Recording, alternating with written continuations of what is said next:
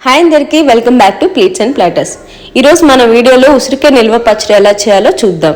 చూస్తుంటేనే చాలా టెంప్టింగ్గా ఉంది కదండి. పక్కా కొలతలతో చెప్తాను. కావాల్సిన ఇంగ్రీడియంట్స్ వచ్చేసి ఆవాలు, జీలకర్ర, మెంతులు అన్ని ఈక్వల్ క్వాంటిటీ అండి. 50 గ్రామ్స్ తీసుకోవాలి. 2 కప్పుల కారం, 1 కప్పు ఉప్పు, వెల్లుల్లిపాయలు వచ్చేసి ఒక 100 గ్రామ్స్ 100 గ్రాములు తీసుకున్నాము. 150 గ్రాముల చింతపండు నానబెట్టుకొని ఉంచుకోవాలి. ఆయిల్ ప్యాకెట్ ఒకటి, కడిగి ఆరబెట్టుకున్న ఉసిరికాయలు ఒక 1/2 కేజీ అండి. ఇప్పుడు బాండీ పెట్టేసి ఆయిల్ దాంట్లో పోసేసి బాగా వేడెక్కాక మనం ఏదైతే కడిగి ఆడపెట్టుకున్నామో ఆ ఉసిరికాయలన్నీ వేసుకొని బాగా గోల్డెన్ బ్రౌన్ కలర్లో వచ్చేదాకా వేయించి పెట్టుకోవాలి. ఇంటర్ వాళ్ళకి ఎగ్జామ్స్ జరుగుతున్నాయి కదండి. స్టూడెంట్స్ అందరికీ ఆల్ ద బెస్ట్. ఎటువంటి టెన్షన్ లేకుండా ప్రశాంతంగా ఎగ్జామ్స్ బాగా రాయాలని కోరుకుంటున్నాను. నెక్స్ట్ వచ్చేసి మనకైతే 2 వాయిలు అయ్యాయండి. నూనెంతా పోయేదాకా ఉంచి పక్కన పెట్టుకొని ఆరబెట్టుకోవాలి. ఈలోపు చిన్న బాండీ పెట్టి నూనె ఏమీ లేకుండా మెంతులు, ఆవాలు, జీలకర్ర వేసి సిమ్లో పెట్టి బాగా చిటపటలాడేలాగా వేయించుకోవాలి.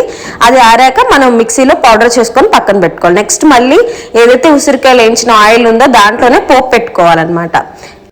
ఎండుమిర్చి, ఆవాలు, జీలకర్ర, దంచి పెట్టుకున్న ఎల్లుల్లిపాయ రెబ్బలు, అరోమా కోసం ఫ్రెష్ కరివేపాకు గుప్పుడు వేసుకున్నారంటే అది కంప్లీట్లీ ఆప్షనల్. ఇష్టం లేకపోతే కరివేపాకుని స్కిప్ చేసుకోవచ్చు. ఈ పోపు రెడీ అయిపోయిందండి. ఇది కంప్లీట్గా చల్లారాకే మనం పచ్చళ్ళలో కలపాలి.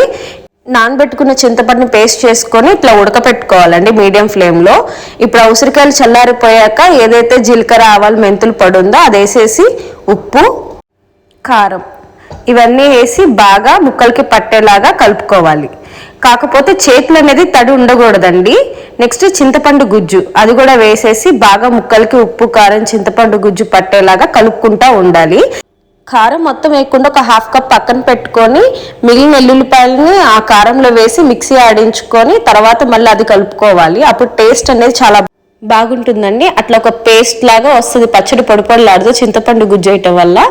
ఈ లాస్ట్లో మనకి ఎల్లుల్లిపాయ కారం కూడా కలిపేసుకొని బాగా చల్లారిన తర్వాతే పోపు అనేది పచ్చడిలో కలుపుకోవాలి. ఇప్పుడు చేయి పెట్టకండి, మళ్ళీ పచ్చడి ఆగమైపోతుంది, నిల్వ ఉండదు.